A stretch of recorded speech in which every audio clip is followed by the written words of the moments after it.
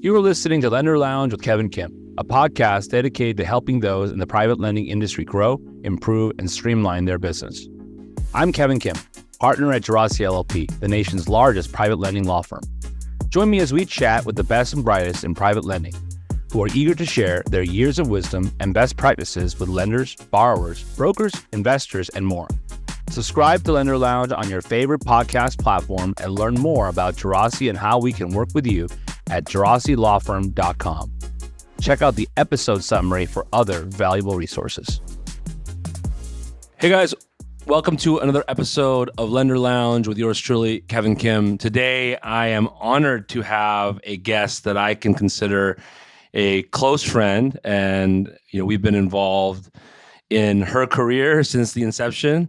And so I'm pleased to announce that we have Briana from Cardinal Capital on the call today, on the podcast today. Briana, please introduce yourself to our audience, and we will get started. Thanks, Kev. Briana Hildt, and I am the CEO and founder of Cardinal Capital Group. We are based out of Boston, Massachusetts. Now, Cardinal Capital is, it's in Massachusetts, it's become a household name. You guys are on everyone's lips now. Every client I talk to in Mass is talking about you guys. But let's take it back a little while, because Briana, you've had quite the career in private lending. I've known you for years now. And I always reference you guys and you personally to a lot of, I would call it emerging lenders, right? New market entries as a really good example of what's possible. Thank you. And, very rarely do I get an opportunity to sit with someone where I've been part of their business from inception, right? And so I really want to make sure that our audience gets a deep understanding of who you are and your journey in our industry.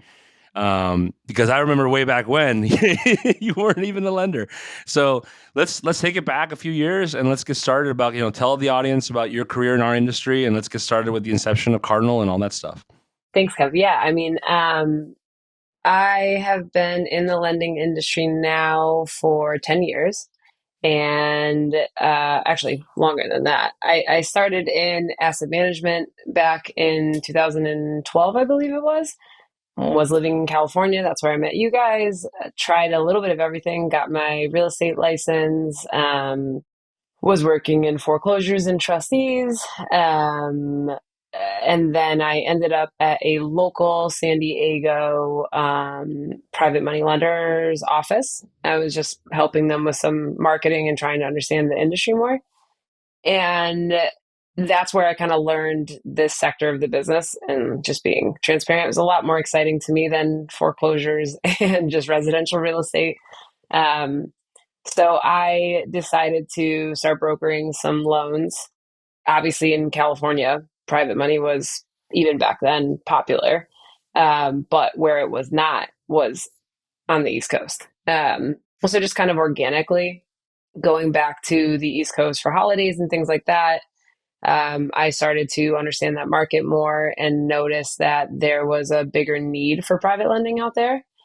So I started to kind of broker some deals to some of the bigger California lenders, got to know their products and understand where they were thriving.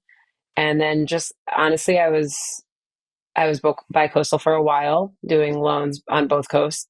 And then as I started to understand the market more, I saw a much bigger need on the East Coast. And so eventually I kind of took my career east.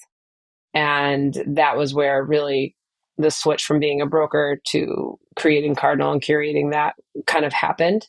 And I'd say one of the benefits of being a broker for a while was that I got to see what products were working and what products weren't working, what bottlenecks certain lenders were having versus, what they were really excelling at. And I kind of took notes. And when I was creating Cardinal, I really wanted to build something that was really client facing and really like a product that was needed, essentially. And so that was kind of one of the main drivers to go off and start Cardinal, essentially. Right. And you were one of the early market entries into Massachusetts from what I would call more of a, it's a deeper underwriting institutional approach and into the asset class. Yep. And that, would you credit that to your experience in California? Because the saturation comparatively, right? Like the market's a lot bigger here in California. and the Right. underwriting is a lot more intense and heavily more regulatory environment. It, Yeah. how did that help you translate to becoming I mean, right now Cardinal's primarily a Massachusetts lender, right? Most of your volume is there Yeah, Northeast. I mean, we're picking up volume in the other states in the Northeast, but yeah, Boston, Massachusetts is our your number dominant one state. market, right? Yeah. Yeah, I mean, I learned a lot in California, almost too much. Uh, there were certain things that I was like, okay, I don't need to worry about certain disclosures and certain Right. things and getting, term sheets out and licensing. And so it was definitely more user friendly in Massachusetts and easier to scale in that regard. But in Massachusetts, I think, well, in California, I learned, like, let's just cut through the BS. Don't retrade me on a term sheet for a quarter point with the lender down the street. I'm trying to build more sticky relationships. Like, if I can get you these things, are you going to stick with me for a year? And that was like a skill set that made me gritty. Like I was like, I'm never gonna. I'm so sick and tired of getting beat out for these and that was being a broker. I got my ASS kicked multiple times, right? So It's a saturated market, right? And this, you're right. deals Yeah. get stomped on like crazy out here. So yeah. Yeah. So when I went to Massachusetts, it was much more like, hey, if I'm going to take care of you, you can take care of me. Let's lean on each other. I'm not trying to be the typical, Mass definitely had a perception of hard money that Hmm. was Old school hard money. Yeah. gangster. Yeah. Legacy Like, hard money. Yep. and I Yep. was like, I'm young. I have no interest of trying to hurt you. I'm trying to grow. And if I screw you on the first deal, you're probably not going to come back to me. Right. So, I think I let my guard down, not worrying about clients, undercutting me with another lender by a quarter point. I was able to be more vulnerable with the clients. The clients were more vulnerable with me. And that really created those sticky relationships. So I think that's what I can definitely attribute to my early stages of my career in California. And so that really was like a premise for what I wanted Cardinal to be, which was like, I don't want to just go take an application and do whatever loan there is. I want to identify the top guys, be someone that they can rely on, someone that I can rely on to grow, and then go about it that way, if that makes sense. Right. And I mean, today Cardinal is ranked number 2 in Massachusetts. Average loan size is $2 million. You guys hit the billion mark in originations this past year. Yep. All these great milestones, and you guys are growing like crazy. And a lot of that is a credit to the foundation of the business.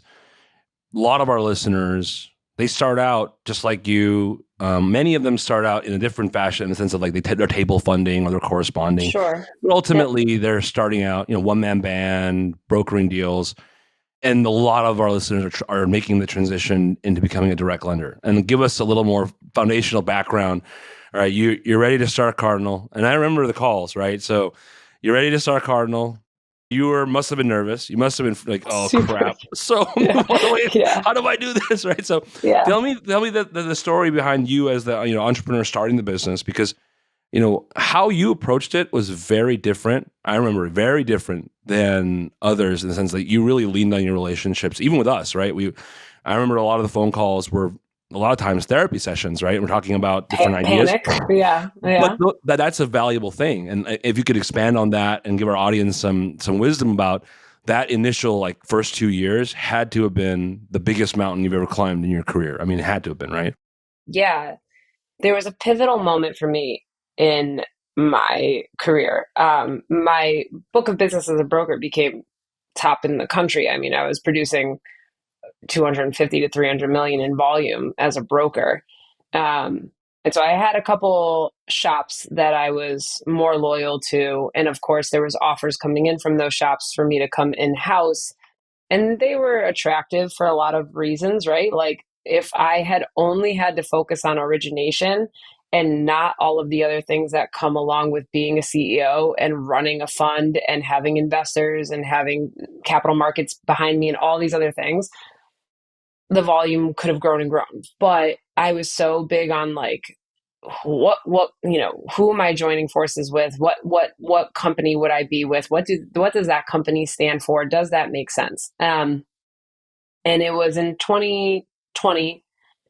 I had a couple offers on the table, My wife was pregnant.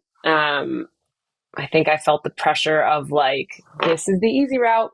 Take the Mm-hmm. easy route. The easy route is right there, right? You'll have Stability a too, nice, right? yep. You'll have a nice life. These companies are there. They're founded. This is the way you should probably go. And not to be cinematic, but like I had the pen out, was ready to sign, and it was like New Year's Eve.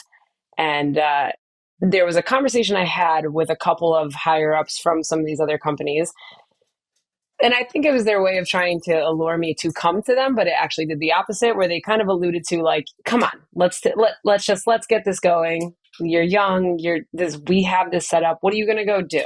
What are you going to do? You're going to go start a fund and raise all this money? Oh, that's the worst thing you can say to Briana. Oh no. Oh yeah. What are you going to do? You're going to go start a fund and do it yourself and I raise bet you capital can't. I while bet you won't. Yeah, that kind of uh, mentality. No, that doesn't yeah." win. No. And at the time, my office was right next door to the kitchen, and my wife had the New Year's Eve meal ready, and she was like, we had the papers and I was ready to sign, and I hung up from this call and I came out, and she looked at me and she was like, "Ooh, they probably shouldn't have said that to you." And I was like, "Yeah, I know, but again, you're pregnant, what do we do?" And she literally took the offer, ripped it, and she was like, "I bet on you." Sorry, I didn't think I Right. would get emotional, but it was such a monumental moment for me because I was like, well, I effing bet on me too. So Right. I think that's when I think I waited. I was polite. I think I waited till January 2nd to pick up the phone and call you. But I was like, Kev, I got the last X amount of dollars to my name that I set aside, and let's get a fund going. And I think between that first quarter of the year, I called a couple high net worth individuals that I knew, and I said, listen, I need you to bet on me. I won't forget that you're a seed investor. I need to raise like $3 million. I think with $3 million, I can do this. And then I made the same phone calls to a couple of note buyers that I had good relationships with. And I said, I'm going to be real with you. Like I have 20 to 30 million a month that I need to service here, which means that you got to be buying from me constantly because I have more volume than I do liquidity. And I got to pick which one I want to focus on here. And luckily it worked out well where I was able to raise, I think, like $3 to $4 million. And I brought in a couple team members that were actually family, because that's all I Mm-hmm. really trusted. And I'm sure we'll get to that. But I just started turning the money and doing the same thing I was doing. But at the same time, I then had to learn how to be a lender instead of a broker. And that was a transition, of course, right? I remember that selling my first loan and dealing with the collateral. I was like, what is an allonge? Like, I didn't Mm-hmm. even, there was like things I Yeah. just didn't know. But yeah, I mean, I definitely didn't choose an easy market because then there was COVID and all of the things and a time frame, all the things that came. But I think that we got lucky because we were such a big producer that the note buyers that I was loyal to, they stayed with me and they didn't pull back from me Yeah, but I through wouldn't say it most was of the luck. I wouldn't say it was luck. I mean, they wanted your business, yeah, right? It was clear from my perspective that they wanted your business, and they made it very right, known that they wanted your business, and that's a good thing, right? And it's right, testament to a lot of folks on the call. We've talked about this on the show before, like track record, right? And when it comes to selling loans, quality of paper, volume of paper, able to underwrite, right? That stuff speaks volumes about your ability to be a strong counterparty to them, and the treatment changes, right? I mean, yeah, yeah, and you got that out the gate, and I think that's a testament to your origination abilities, right? That's something that not many new market entries are able to do, comparatively speaking. yeah. Thank you. And I think that is, though, part of an ode to California, because I think when you learn the way that I learned, which was in asset management and foreclosures, I mean, Right. literally, the first conference I went to with Jurassic in 2015, I was there as a representative for a trustee's office, and I was selling foreclosure services. I mean, what an awkward conversation, right? Like you're walking up to a lender and going, "Hey, how many bad loans do you have? And can I have the foreclosures?" It's just like, it's not like, it's like a jab, but it's also like a give me more business kind of a thing. Right. Right. But Right. Right. ironically, just like as I was building out the lender business, kind of like taking my broker experience, when you're like literally writing down how many bad loans do you have? Why are they bad? What, did you put them in an OD or did something else happen? I was also able to formulate a completely different opinion as an underwriter, which I think that's what I am first, right? Like I am an underwriter first. And that's a skill set that I lean into heavily. And sometimes it's a gut thing. But yeah, that is one thing I remember having a conversation with you a year ago and you saying to me, Briana, if you don't have a foreclosure, eventually people are going to be like, what's going on? Right. So we had a really squeaky clean, we still do, track record of repeat institutional high level clients. Like I'm not really interested in stealing clients from other private lenders. I'm much more inclined to try and go get the bank guys and girls. That's what I'm Yeah. looking for. Right. And I Right. think that that's really important. And that's, I mean, you see it in the volume, right? So now that the industry is somewhat grown up, I say somewhat keyword, you can Yeah. see it in the Forcasa data. Your average loan size is like $2 million, Mm-hmm. right? And that's massive for the market that you're in. And you Right. guys closed that giant multifamily deal earlier last year. And so, Yep. you're seeing kind of a higher caliber borrower on your book.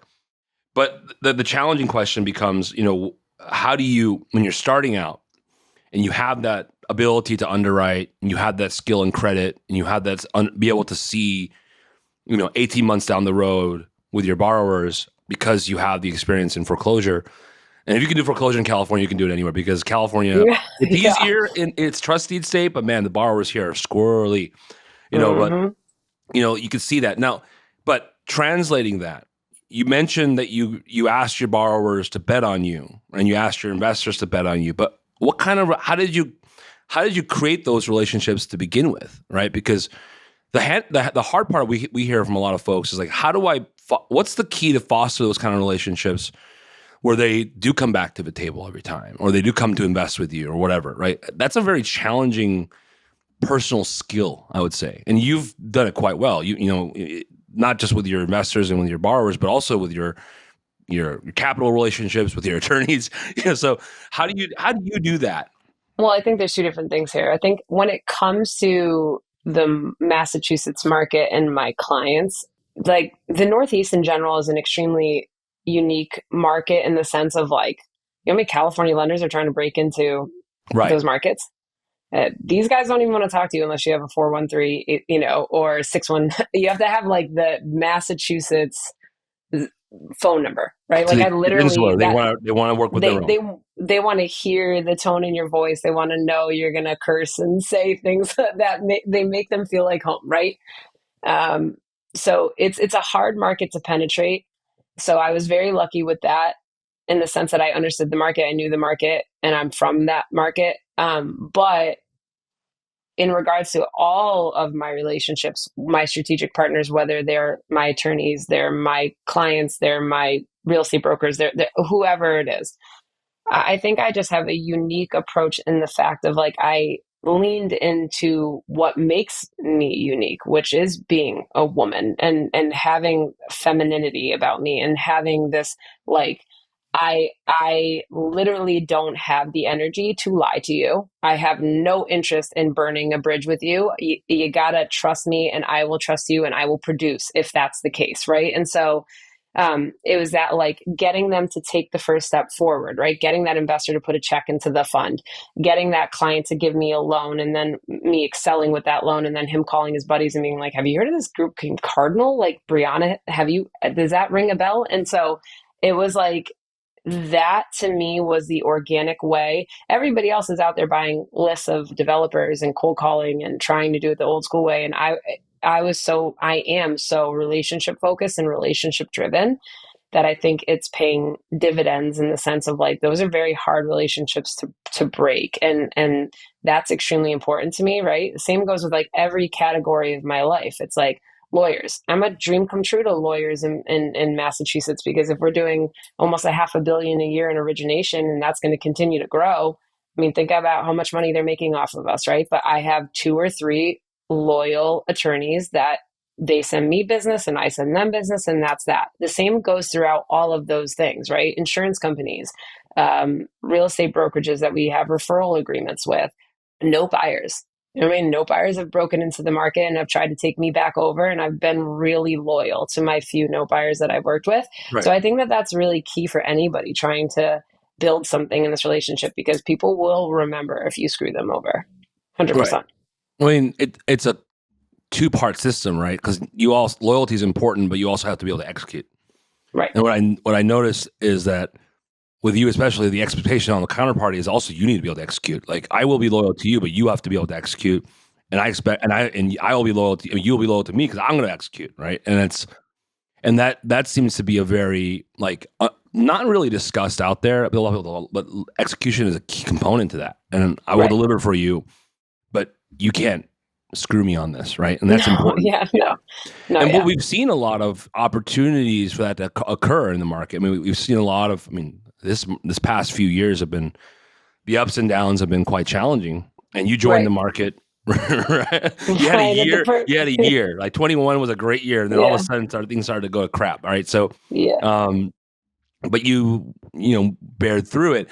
Now, I do want to ask, kind of going through your, you got the company set up. Let's get kind of like now we're storming the beaches, right? And so one of the things that I noticed with you is you were very intentional about your growth, right? You were not of the mind to grow exponentially to a point where it was just the growing pains will kill the business.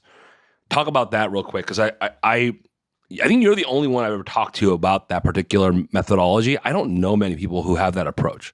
Yeah, I mean, I think it was a necessity even more than it was like an approach, if you think about it like that, because the book of business that I had doing almost 250 million alone by myself, when I broke off and said, I'm not a broker anymore, I'm going to be a lender, it was like, okay, well, who's going to process my loans? Who's going to underwrite my loans? Who's gonna fund my loans? Who's gonna ship off the collateral to my loans? Who's gonna then be the servicer for my loans? Who's gonna be the asset manager for my loans? I mean, so like every hire that I've made up until probably the last 6 months was so operationally driven that it was like just to maintain a level of client experience that I think they were expecting, because I also wasn't going to just be like, hey, no buyer, I'm going to sell the loan off to you, you deal with the client. Then I'm not keeping up to my promise to my clients, which is like,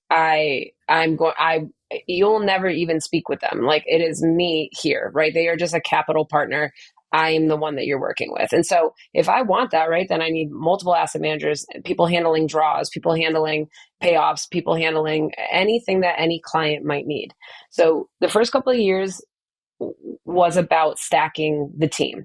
Obviously, my two biggest moves were bringing in my partners who are blood to me, pretty much. My CFO is my brother Jake, who had been in finance for a long time, but in a different sector. He was in the auto world, so this was like a pivot to him. But things happened so quickly that I was like, "You're the only one I blindly trust. I need you to come in." And then the other one, Dominic Blad, he's my COO. He literally started as, he was like my almost like a loan associate to me and an underwriter to me, right? But in 2019, 2020, he helped me so much with the growth, and he married my sister. It was like, again, that level of trust that I just had, that I probably, with the book of business I had, could have easily went and identified a CFO that's been in the industry for a long time, or a COO that's been in the industry for a long time. But they had that trust level that was super important to me. And so we all kind of grew together and then brought in the operational people that we needed to.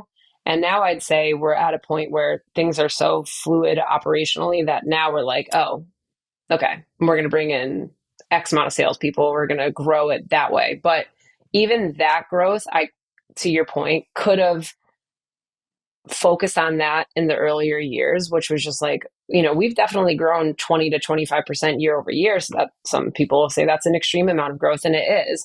I could have done more, but I didn't want to bottleneck us and not be able to give that client experience that we're known for. And we had that same conversation with your fund structure, right? Like you had the opportunity to blow the fund out and get to several hundred million if you wanted to, but you chose not to. And I was like, I think you are literally the first client to tell me I'm not going to actively raise this because it's going to put a negative damper on your current investors, but it'll negatively affect them, but it also will cause weird dynamics on the loan tape. And I was like, literally the only client not willing to do that and go out and storm the beaches. But it's smart because the growing pains can substantially kill your business. I've seen it a number of times where they just can't service the book, and and the borrowers fall out of love with them, and brokers fall out of love with them, and they go elsewhere, and it's a matter of time, and everyone's starting to fall out of love with their people. So that seems to be a testament to kind of how you're keeping your people sticky as well. The team.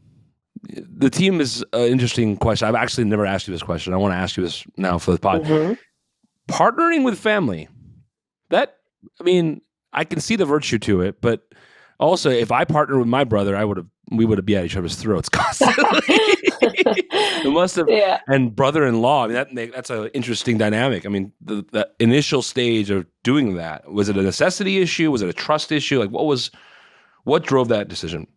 Well, it was a personal thing. To bring you back to that time period, when I was building the fund in Q1 of 21, they weren't partners at that time. They were dabbling and involved on a low level. And then, if you recall, kind of in the story, my wife was pregnant, and we had something that rocked us super. Essentially, long story short, when she was 5 months pregnant, I will never forget it. We underwrote and closed our first loan as Cardinal Capital Group on March 31st. On April 2nd, we went to a 20-week scan where we had a healthy son. We thought everything was fantastic. And we found out that he had a terminal illness, that there was nothing we could do about it. And now picture this. I have 25 million in the pipe. I got 3 million to turn 8 times to get to 25 million. And that very first loan on March 31st is set to sell on April 2nd. And it was like a blackout moment for me. Like, you have to be kidding me. So when you are in that position, right, I don't think it has anything to do with business. I think it has everything to do with trust. So I called the two people that I trusted more than anything.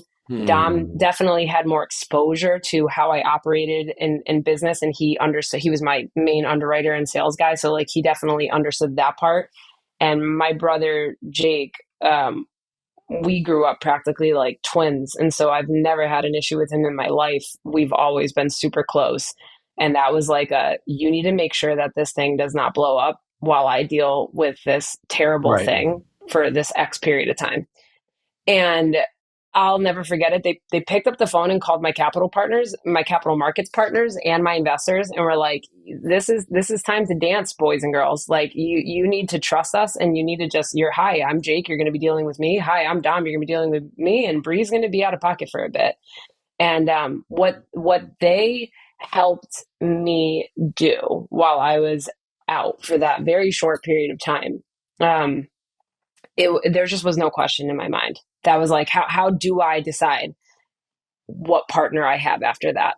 And so I made them both partners right after that. And it's been amazing, honestly, ever since. I wouldn't change it for the world, to be honest. They're fantastic partners. We deal with them regularly, and they're looking out for the business, they're looking out for you. Yeah. And then that trust factor in an emerging crisis. That makes sense. There's only certain people that you can trust with the business when you're at that infancy stage and you're dealing with personal crises like that. I don't know what else you would do. So 100%. That's a good point.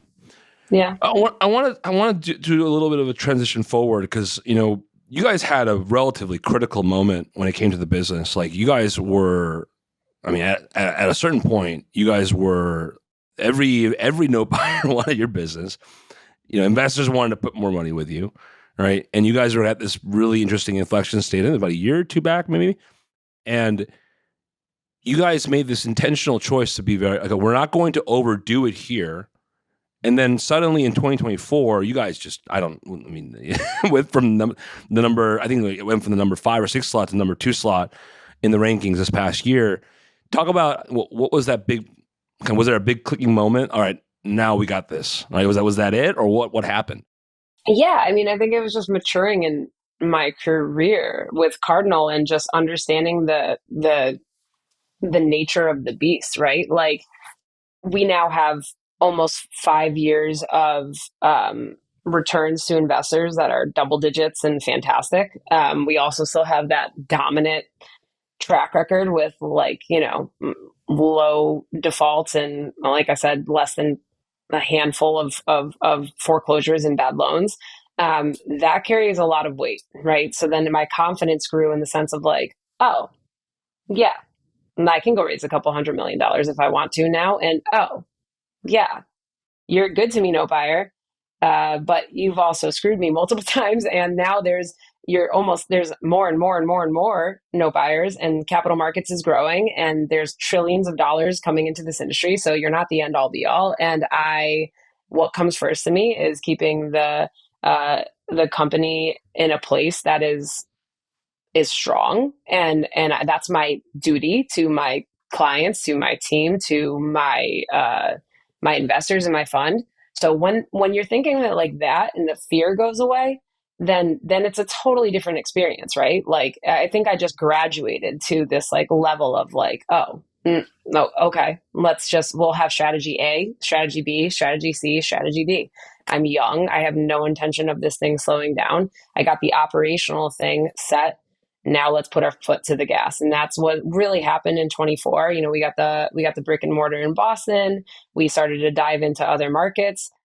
And I think that that's just what you'll continue to see now, because there's a confidence there that's like, well, we're not the new kids on the block You're not the new anymore, kid. right? Yeah, No, you're yeah, matured. You know what you're yeah. doing. Now the question then becomes: in 24, there must have been, I would say, institutional guys knocking on your door, either to say, hey, past year, maybe 2 years, we've seen a significant trend toward what I would call kind of partnership arrangements, not necessarily just MLPA arrangements, unique leverage arrangements, and of course securitization and all that. You must have been, getting a lot of pressure to do one of the three, right? And you've chosen not to, at least for now. Talk Right. about that, because now the opportunity's here, another opportunity to blow it all out and do more, but you didn't. And a lot of folks who are, I would say lower volume than you guys, smaller than you guys have, and they've doubled down in that arena. What's the logic on your side? Well, I think a lot of it actually comes from early talks with you. I mean, because trust is a constant in my career, I recall what you have always said to me, which is, your fund and the investors within your fund who are giving you this control, this trust, this you literally alluded to, that's your home. That's your spouse. That's your forever thing, right? And these note buyers are kind of on the side. And I look at all other things like that, right? Like the securitizations and all the other things. It's like, so for me, it was about nurturing what we have. We grew the fund last year. We like you mentioned, wasn't even a thought process to us the first couple of years, because I am very big on crawl before you walk, before you run. So I was like, we need to make sure that before we raise more, we understand what the vision is and what we're going for. So now that that's clear, it was easy to raise 30-40 million quite quickly, and we want to continue to do that and raise even more. I think there's a lot of opportunity there too, as you know, like unfortunately with everything that is going on in California and some of the other markets, there are a lot of accredited investors in the country that are looking for more stable markets. And now we have the track record. We're a stable market. Boston has always historically been a very safe place to invest real estate in. So we are now just going about the approach of like, let's really get our own fund up. Let's maybe think about fund two. Let's raise more money, have more control. Still obviously look to the note buyers, and because again, our volume will always our volume is, all the old school ways, as you know, was let's raise balance sheet funds and then go find a bunch of originators and brokers to deploy in. What if those originators and those brokers break off from us? What are we going to do with all this capital that we're sitting on? Cardinal Capital Group literally has always focused on the origination in the business first, and now that's making the capital piece easier. Right. And so oftentimes I have more volume than I do capital, and so now we're really focusing on raising the capital. And when you're producing double-digit returns year over year, it's not that hard to do it. So I've really listened to your guidance in the sense of like I want to get my own fund up, and that is where I started. I did start with balance sheet lenders, and I feel very comfortable there. And I think that will always be a hybrid. We'll hold and we'll sell. And I think you have to be versatile in today's world to thrive. I mean, you guys were a prime example of like you have the ability to do both and it's accretive to the business. You made it accretive to the business. That way your investors benefit when you benefit. But when capital markets does have its own troubles, which it did, you're still able to operate multiple times. multiple times. Yeah. Yeah. And you were able to operate because ultimately, yeah, you're right. I mean, my perspective has always been the borrowers are the ones that come first. I don't care about everybody else, right? And so you need to be there when shit gets tough. Yeah. Because they're going to come back expecting you to perform, back to that whole execution thing. And so it seems to me, at least, that people like you and others, have been able to maintain that level of stickiness with their borrowers when others can't. And yeah, right now it's fat and happy time when it comes to capital, but it'll continue, but there'll be bumps in the road. Yeah, totally. I would imagine that it doesn't mean that you're not going to pursue it in the grand scheme of things, but it'll be, like all things, intentional and kind of measured in how you go about it. Absolutely. Yeah. I think that will always be that way. Right. And I do want to touch on one other thing in this regard. While you guys have been, growing 25% year over year, which is also just insane, there had to also have been people like, hey, you interested in selling? Has there ever been a conversation like that? There had to have been. Mm-hmm. How do you approach that? How do you think about that kind of stuff? Because people ask about that these days. They want to know, like, what should I be thinking about as an exit policy in this industry? And they're young like you too, right? So they're not seasoned, let's call it, right? So they have this idea that it's an opportunity out there, or they want to think about it. So, yeah. I mean, I think my wife would leave me if I sold anytime soon, and then I was just sitting there with all of the energy and thoughts and innovation that I have, because right. I think I'd be like, well, what now? So, I mean, I guess it's just not, it hasn't been, of course it's come up. Of course it's been talked about. Of course it will continue. But I'm definitely, I think a unique thing about us is that we're also very young. It's like, I luckily started in my 20s in this career. So now I'm in my 30s. And so for me, it's like when I'm sitting up there with other industry leaders, I'm still young in that regard. And I'm like, well, no, I got a lot to do. And so, yeah, I mean, I think from a valuation perspective, I think our value is going to continue to go up if I continue to follow the metrics that I have, which is a very good overall track record, strong borrowers, solid returns, sticky clients. I mean, we don't even really, this is not against brokers because I came there, and there's very elite brokers that I will work with, but we're very in there with our clients, and we'll continue. And I think that a lot of local banks and a lot of other competitors of mine are getting more difficult to work with, more regulated, more up and down than we are. And so we have been able to be extremely consistent in a very non-consistent time period. Like, I think you know this and you attest to this. The last 4 years have been absurd. Don't you remember that? Like the theme to a lot of conferences were like survive till 25. I mean, like that was like my a panel thing. last year with Nima. Right, Yep. literally. Yep. Right. Yeah. So, I mean, we're in 25 now.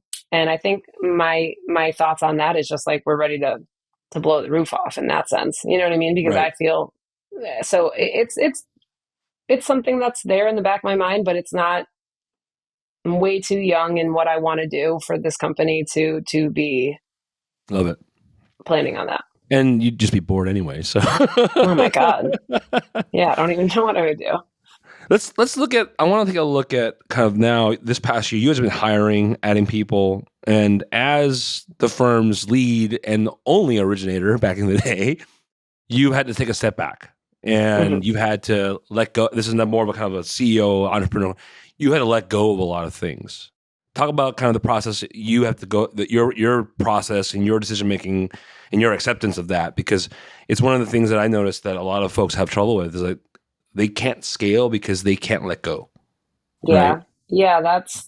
I think that when you're so used to doing things on your own for so long, it's really difficult to envision passing a lot of that off.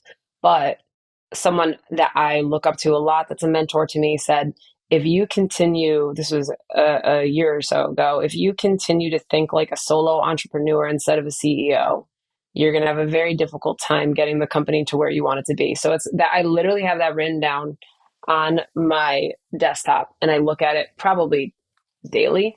And I have to ask myself when my knee jerk reaction is to, I want to do this right now. I have to take care of this. I have to do this. I ask myself, is this solo entrepreneur Briana speaking or is it CEO Briana speaking? Mm, And it's one of those things where it's like you have to take steps backwards to launch forward. And so there's often times where I'm like, I'm such a go getter that I'm like, oh my God, I have to slow down and speed up. This is really difficult. But when you start to see the fruits of your looms come through in that regard, when you start to see Frank Amato is my director of lending. I've known him since we were little kids. And he was another person that just instinctually I brought in because I was like, I trust him. I trust the way he treats people. And he was a resi lender. Like he wasn't even in our world. The first year was coaching. The second year was getting clients to understand like Bree and Dom are less available now. You have to go to Frank. Now to see, I can look at our pipeline and go, oh, shoot, we got 16 loans from this guy, that guy, this guy, this guy. And they trust Frank and they understand that they can call Frank and Frank got these from A to Z. And all I'm doing is touching with that client every couple of months saying, hey, how are you, Kevin? How's it going? That frees up so much time to be able to do more. And I've had to have conversations with clients before that were so used to speaking to me all the time and say, listen, I understand that it seems like I'm not as available, but do you realize, did you see how I just got you that better rate? Did you see how I just got you this? Did you see how I just got you more leverage? That's because I have to do these things behind the scenes to grow the company, to give you better products and better tools and better options. And so that's definitely been a challenge for me, but it becomes addicting once you start to see your team thrive, that you're like, wow, okay, wait a second, I could bring in another person for this. And I could, and I think for me, the biggest thing was coaching my approach. Coach your approach was huge for me because I brought in a sales guy that came from like a sales position, not real estate, and it was a product. He sold products. And their methodology at the place that he was just like push, push, push, push, put them in a chokehold until they finally buy the product. And I'm like, whoa, no, no, no, no. This is how we treat our clients. You might be sitting on the sideline for a while until this bankable guy calls you when he's in a situation that he needs you. You might be waiting, but it's worth the wait, right? Just follow up with him. Make sure that you check in with his kid who was sick and you check in on this and that. And like, we're so relationship driven in that way, that now starting to see that pay dividends for my originators and going off of that slower pace strategic partnership way is so rewarding that now it's fueled me to be much more focused on being a CEO than being a solo entrepreneur. focusing on, I would say, kind of culture, company culture, external, internal, with your people. That's, I mean, some of the best and brightest out there. They're doing it. They're doing it primarily because of that. I mean, Right. we interviewed the folks at Renovo and Arixa, and they've always said that this it's the customer service that drives everything. 100%. And it seems to me that they're able to do what they can because their team has adopted that kind of cultural approach to the business. You don't have the traditional mortgage broker running the Right. sales desk, Yeah, right? And that seems to pay dividends in the grand scheme of things. Now, totally. let's talk about kind of where Cardinal's headed. Cardinal is now, you guys have broken into new states. I was looking at your data. You're now lending in the Southeast. You're up and down the Atlantic. What's the next big thing for you guys?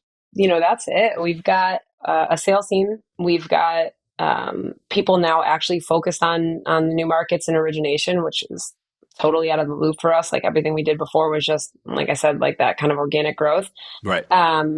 We're opening up another office in Connecticut where, we're definitely focused on that expansion in the right markets, right? I'm not just like looking at a map and picking a state and saying, let's go do that. Right. So we're basically modeling out that strategic partnership in those territories. And we're just very focused on what connections do we have in these places, and who should we lean into, and who should we basically rebuilding what we built Cardinal Boston in these 5 to 7 states, and being methodical. I mean, it's been something we've been working on in the works in the background for a year, even though I didn't need to. A lot of the states, luckily working with you guys, I know what states have certain compliance restrictions and things of that nature. So it is something that I could have kicked off 2 years ago. But again, with that very methodical aspect, this was just something that we wanted to wait until I felt very, very comfortable. So now we do. And so, yeah, it's kind of running in the opposite directions. I think I have a forward facing part of my team and a back end facing of my team, right? So finance and asset management, they're really focusing on the capital raise, the growing of the fund, and those type of strategic partnerships. The front side, the underwriters, the originators, the business relationship managers, and things like that. We're really focused on that growth, that expansion. The product pushing of the products that we have that banks and other lenders don't have. I think the one thing that's super unique about us, yeah, you mentioned some of the biggest lenders in the country, and I think the thing that sets us apart is that when my originators have the ability to say, hey, I'm going to take this loan to credit committee tomorrow, and although it might be slightly out of the box, our CEO comes on to the meetings and she has the right to stamp loans that she feels like are big. And I think she's going to really like this one. I mean, that's what we did on that big $46 million loan, right? Ginormous deals like that's so out of character for most of our clients. Like, is Briana now in commercial real estate? What's going on no, here? I mean, but that was those clients were bananas. They were Right. they were better than any. I mean, they just it made sense to do it, right? But that right there is what I think really carries our reputation through, because it's like we are creative, we're adaptable, we're going to try to figure out how to help you and help grow you, right? And so that is different, and I think that's where our like boutique, more like a family owned, but institutionally backed, like, is really important. And I think this year is all about leaning into that and really pushing that. That's important. I mean, that's something that a lot of balance sheet lenders have the ability to. And I've always talked about, like, hey guys, you're gonna get deals that are not cookie cutter. What are you gonna do with those? You're gonna tell your borrower to go pound sand or go to your competitor? What are you gonna do with that? Right. And that's one of the things that, like, in California, West Coast stuff, there's a lot of non-conforming loans. But Right. on the East Coast, the business trends seem to be a lot of these folks are kind of double, triple, quadruple down with capital markets, and now they're kind of in this box, Right. and that's where the opportunity comes in as well, and that's why we're definitely raising more in our fund, because, as you know, it's like with the securitizations, with capital markets, it's always been this back and forth and back and forth, and capital markets, while they're fantastic, they're really, really good for the the $500,000 fix and flip purchase loans. Well, who's not good for that, right? I can go do that loan with 80 partners. That is like correct. easy. But if you want to dominate in a market, you need to understand. And in the even very beginning of this conversation, you said, well, your average loan size is $2 million. That's pretty standard for Boston, right? Like, and it's like, if you understand your market, right, which we do, the average loan sizes, and I could go be doing 10, 15, 20, $30 million loans in Boston. And I'm sticking to the, $500,000 to $10 million range is our kind of our sweet spot. We are doing a lot of those $2.5 million loans, and we're gonna mimic that in the other states. But being adaptable as the capital markets change over and over and over, and what they're looking for, what they're not looking for, the loan type they want, and it's just that part has forced my hand. And growing our fund, growing our capital stack, and just really taking things more so into my own hands, right? Right. Because it's like, Well, relationship, right? Relationship comes first, ultimately. right. So, And those inconsistencies can get exhausting, and it's not fair to my clients. It just really isn't at the end of the right. day. And That so, makes a ton of sense. I mean, you yeah. can't build a business on someone else's credit box. You just can't. No, definitely not. Not if you want longevity. No, Right. definitely not. All right. So I want to ask you one last question before we're out of time. Okay. You now have 2 little kids. How old are they now? 2 and 3 months. You are in it. You are. I'm in it. I got a 7 and 4. You are in it. So I'm in it. as a, I would say you're still in diapers. So how are you managing? How's are you sleeping? How are you doing? Yeah, I mean, I think they got the memo, my little ones. Thank God. I'm sure everybody thinks that, their kids are the best things in the world, but I got really, really lucky. The 2-year-old sleeps 7 to 7. Oh, Yep, has been for literally a year and a half. That's a And blessing. the 3-month-old, she's just showing off too. I mean, like, knock on wood, but she's been sleeping 6 hours since. So I mean, like, me on 6 hours and a couple of cups of coffee, I can move a mountain if you want me to. So I'm like, that's a blessing right there. You don't get that usually. I didn't get that. Yeah, right.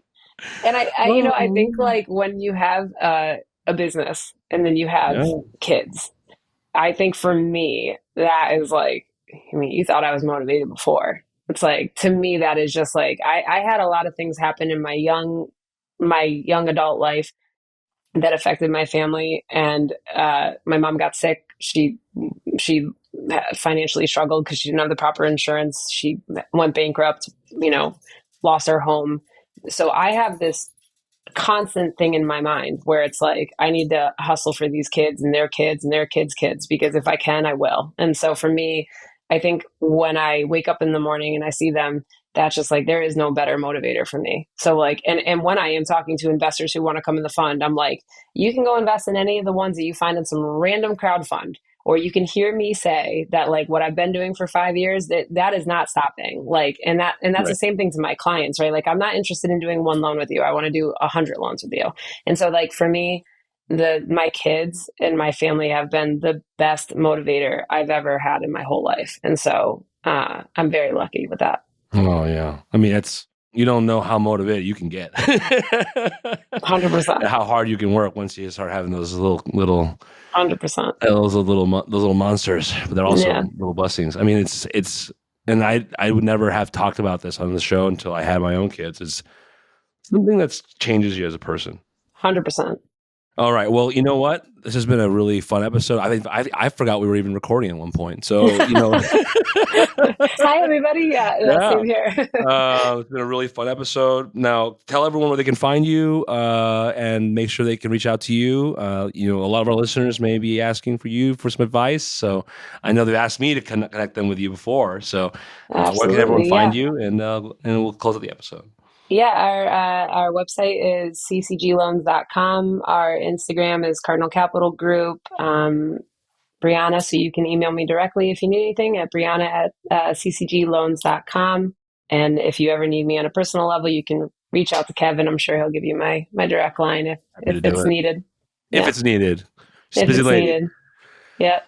All right, guys. Well, you know what? This has been a very fun episode, and it's really great to reconnect with you. It's been a while. I know you've been crazy busy, and I want our audience to know, I've been looking forward to this episode for a long time. So I hope you all enjoyed it. And this is Kevin Kim for Lender Lounge signing off. Thank you very much, everyone.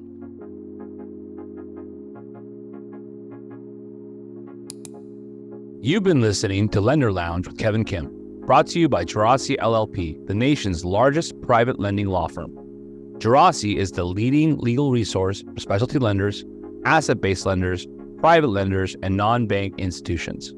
Learn more about the firm at gerasilawfirm.com. That's GERACI lawfirm.com. Check out our episode summary to subscribe to our Lender Lounge newsletter and our Law Firm newsletter, where you can get notified about new episodes and recent content directly from our expert attorneys. In addition, we'd love if you follow Lender Lounge with Kevin Kim on YouTube. your favorite podcast platform, and on LinkedIn, where you can also check out updates from Jurassic LLP. Thanks for listening, and we'll see you next time on Lender Lounge with Kevin Kim. This is Kevin Kim, signing off.